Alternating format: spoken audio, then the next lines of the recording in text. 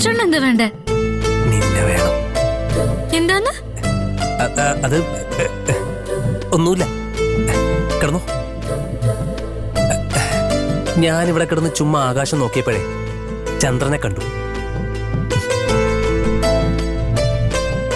പിന്നെ ഒന്ന് കണ്ണടച്ച് തുറന്നപ്പോ ചന്ദ്രന്റെ സ്ഥാനത്ത് നിന്റെ മുഖം. ഞാൻ ശരിക്കും ഞെട്ടിപ്പോയി. എന്റെ അടുത്ത് കിടന്ന കാക്കോത്തി എങ്ങനെ ആകാശത്ത് തോന്നി?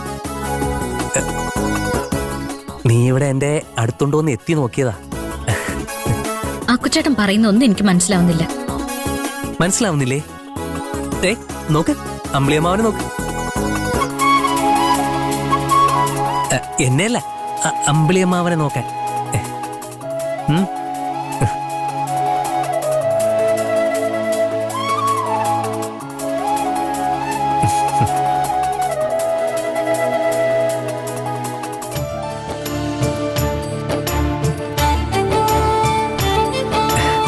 സൂക്ഷിച്ചു നോക്കി.